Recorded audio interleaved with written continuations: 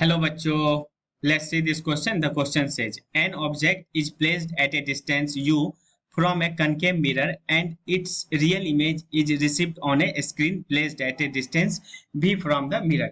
If f is the focal length of the mirror, then the graph between the 1 by v versus 1 by u is. Question कह रहा है कि एक mirror है, concave mirror है, उससे u डिस्टेंस पे एक ऑब्जेक्ट रखा हुआ है और जो रियल इमेज बन रहा है उसको एक स्क्रीन पे उतारा जा रहा है और इमेज का डिस्टेंस है क्या v।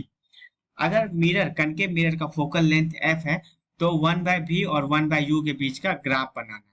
तो देखो इसमें पहले की कॉन्सेप्ट क्या आएगा, इसमें की कॉन्सेप्ट आएगा कि अगर x एक्सिस को हम लोग x से रिप्रेजेंट करते हैं और y एक्सिस को y से रिप्रेजेंट करते हैं तो x plus Y is equal to C, ये बेसिकली एक स्ट्रेट लाइन का इक्वेशन है। स्ट्रेट लाइन का ये एक इक्वेशन है। तो इस स्ट्रेट लाइन का जो ग्राफ बनेगा वो कुछ ऐसा बनेगा। ये अगर x एक्सिस हो गया, ये अगर y एक्सिस हो गया, तो इसका ग्राफ ऐसा कुछ बनेगा। तो ये पॉइंट हो जाएगा कितना c, 0 और ये पॉइंट हो जाएगा 0, c के बराबर, राइट। तो ये बेसिकली ये स्ट्रेट लाइन ही इसका की कॉन्सेप्ट है। अब समझते हैं कैसे की कॉन्सेप्ट है। देखो क्वेश्चन में दिया हुआ है 1 बाय v और 1 बाय u का ग्राफ कंसीडर करना है, तो अपने को ऐसा इक्वेशन लाना है जिसमें v और u दोनों रहे।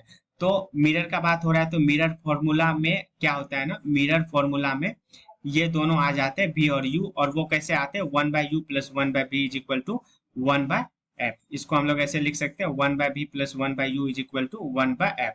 यहाँ पे 1 बाय v को क्या y एक्सिस बनाया है, y एक्सिस, तो इसको हम लोग लिखेंगे y, और 1 बाय u को क्वेश्चन में x एक्सिस बनाया है तो इसको लिखेंगे x, और 1 बाय f कांस्टेंट है तो 1 बाय f भी कांस्टेंट, ये आगे c, तो इसको हम लोग ऐसे लिख सकते हैं x plus Y is equal to C.